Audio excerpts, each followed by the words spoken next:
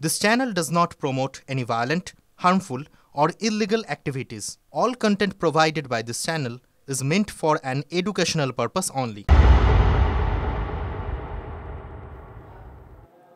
কাঁথির দিকে সকাল থেকে নজর রাখছি আমরা। আধা সেনা নামিয়েও এড়ানো গেল না অশান্তি। কাঁথির সমবায় ব্যাংকের নির্বাচনে দফায় দফায় অশান্তির খবর সামনে আসছে। রামনগরে তৃণমূল ও বিজেপি সমর্থকদের মধ্যে বাগবিতণ্ডা, ভোটারদের বাধা দেওয়ার অভিযোগ তৃণমূলের বিরুদ্ধে। প্রতিবাদে পথ অবরোধ করে বিজেপি, যে ছবি আমরা দেখাচ্ছি। হেরিয়ায় ভোট শুরুর আগে তৃণমূল ও বিজেপি সমর্থকদের মধ্যে রীতিমতন বচসা। হেরিয়ার ছবি পিসিআর দেখাচ্ছি আপনাদের, হেরিয়ার ছবি দেখাচ্ছি আমরা। সেখানে ভোট শুরুর আগেই তৃণমূল আর বিজেপি সমর্থকদের মধ্যে বচসা। ভোট কেন্দ্রের কাছে কেন্দ্রীয় বাহিনীর সামনেই বচসা। কোলাঘাটের ছবি এবার দেখাবো, পিসিআর কোলাঘাটের ছবি দেখাবে। সেখানে তৃণমূল কর্মী সমর্থকদের বিরুদ্ধে বুথ জ্যামের অভিযোগ বিজেপির তরফে।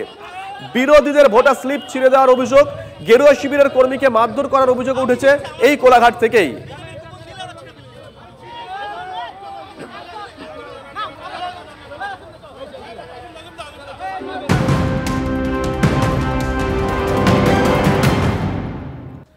দেখছেন বারবার এই বাংলার নির্বাচনী সংস্কৃতি নিয়ে প্রশ্ন উঠতে শুরু করেছে। সমবায় ভোট, সেখানেও আসছে কেন্দ্রীয় বাহিনী, সেখানেও কিন্তু অশান্তি এড়ানো গেল না। আর এবার সমবায় ভোটেও ভুয়ো ভোটার, ঠিকই শুনছেন, সমবায় নির্বাচন, সেখানেও ভুয়ো ভোটার।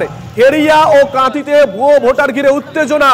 কনিষ্ক আমাদের সঙ্গে রয়েছেন আমাদের সহকর্মী কনিষ্ক।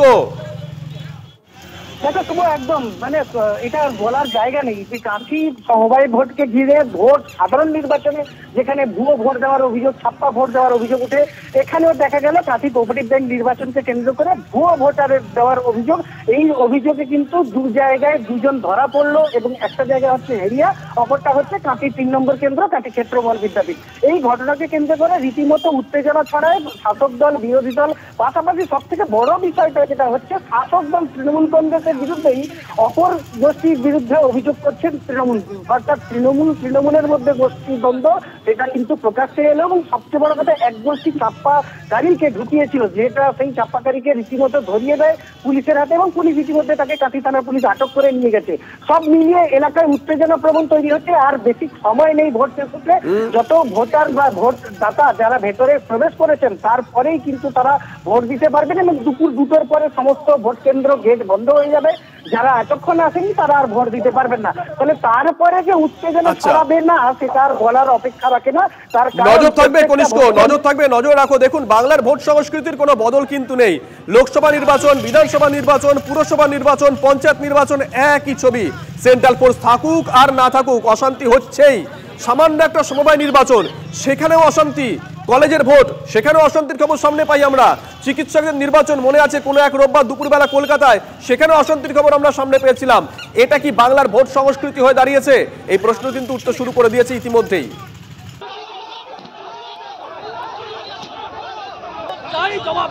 আমাদের এ দু সাইডে তৃণমূলের লোকেরা দু সাইডে ঘিরে ধরেছে, আমাদের কোনো ভোটারকে ঢুকতে দিচ্ছে না, তাদের কাছ থেকে স্লিপ ছাড়িয়ে নিচ্ছে। বয়স্ক মানুষ 80 বছরের ঊর্ধ্বে, তাদেরকে মারধর করছে। আমাদের মণ্ডল সভাপতি বয়স্ক মানুষকে নিয়ে ঢোকাতে গেছিল, তাকে মারধর করে বাইরে করে দিয়েছে।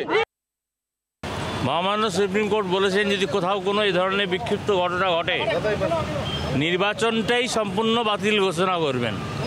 ভারতবর্ষের ইতিহাসে সমবায় দপ্তর তৈরি হওয়ার পরে সমবায় ব্যবস্থায় প্রথম কোনো নির্বাচনে কেন্দ্রীয় বাহিনী নিয়ে ভোট হচ্ছে। এর মানে পশ্চিমবঙ্গে অবাধ শান্তিপূর্ণ নির্বাচন হয় না, সেটা ইতিমধ্যেই দেশের সর্বোচ্চ আদালত মনে করেছে এবং তারা বলেছে। রামনগরে একটা অভিযোগ করেছে না, কিছু কাগজপত্র ছিঁড়ে দেওয়া হয়েছে বিজেপিতে রামনগরের কলেজ নাকি? না, আমি রামনগর থেকে সোজা এলাম, এ পর্যন্ত কোনো অভিযোগ নেই। কিন্তু ভিতরে রাধাগোবিন্দ দত্ত একটু ক্যাম্পেনিং করছিল, তাতে আমাদের লোকেরা বাধা দিয়েছে ভিতরে কমপ্লেক্সে। তাতে ওনাকে প্রশাসন বলেছে সরে যেতে, ক্যাম্পেনিং করতে নয়।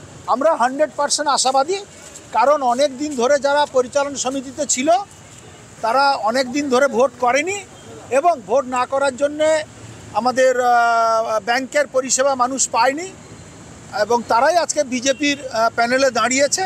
তাই মানুষ ওই বিজেপির প্যানেলকে ভোট দেবে না, আমাদেরকেই ভোট দিয়ে আমাদের প্রতি আস্থা রেখে, মমতার প্রতি আস্থা রেখে বোর্ড গঠন করবে। পশ্চিমবঙ্গের লোকসভা নির্বাচন থেকে একেবারে গ্রাম স্তরের নির্বাচন, কোনো নির্বাচনেই মানুষের রায় সঠিকভাবে প্রতিফলিত হয়নি 2011 সালের পর থেকে। আপনি যদি ডায়মন্ড হারবারের লোকসভা নির্বাচনের ফলাফল দেখেন আর সর্বশেষ সীতায়ের দেখেন, সব ক্ষেত্রেই দেখা গেছে অবাধে লুটপাট। ফলে যেখানে তৃণমূল কংগ্রেস শাসক দল রাজনীতিকে ব্যবসায় পরিণত করেছে, ফলে স্বাভাবিকভাবেই ক্ষমতায় টিকে থাকার আসল উদ্দেশ্য হচ্ছে কীভাবে অর্থ উপার্জন করা যায়। ফলে স্বাভাবিকভাবেই এই নির্বাচনকেও শান্তিপূর্ণভাবে করবার জন্য কেন্দ্রীয় সুপ্রিম কোর্টকে এই ধরনের রায় দিতে হয়েছে। টিভি 9 বাংলার খবরের জের, স্যার গুরুদাস মহাবিদ্যালয়ের ছাত্রী নিগ্রহের ঘটনায় তদন্ত কমিটি গঠন করা হচ্ছে। কতজনের তদন্ত কমিটি, কে কে আছেন, তদন্ত কমিটির মাথায় কে আছে, তারা কাজ শুরু করেছে কিনা, পুরোটাই জানবো সৌরভ দত্তের কাছ থেকে। সৌরভ, দেখো, গত সপ্তাহে স্যার গুরুদাস কলেজে সেখানকার এক অশিক্ষক কর্মচারী, তার বিরুদ্ধে সেখানকার এক ছাত্রী অভিযোগ করেছিলেন যে তার কথা না শোনায়, তার কথা মতো না চলায়, ফর্ম ফিল আপ কেন দেরি হচ্ছে সেই প্রশ্ন তোলায় তাকে নিগ্রহ করা হয় তার নির্দেশে, সেই অভিযোগ করেছিলেন এবং সেই বিষয়টি নিয়ে মানিকতলা থানায় একটি এফআইআর রুজু হয়েছে।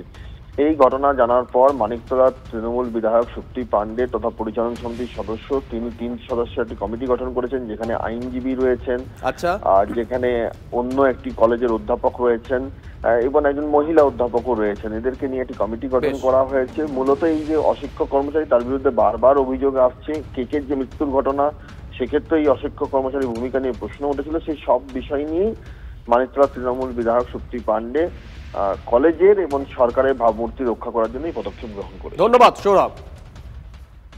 একটা এনকোয়ারি কমিটি গঠন হয়েছে। এনকোয়ারি কমিটিতে 2জন আমরা লয়ারকে রেখেছি, একজন বোধহয় শিক্ষকের প্রফেসর, একজন লেডি প্রফেসরকে রেখেছি। তারা একটা ভালো করে খবর টবর নেবে, নিয়ে যদি যথাযথ তথ্য প্রমাণ দেয় যা এগোবার তা এগোবে। কিন্তু আমি চাই না একজনকে আচমকা আবেগের বশে শাস্তি দিয়ে একটা এমন বার্তা সৃষ্টি করা যে এই ঘটনায় সে প্রচণ্ডভাবে দোষী।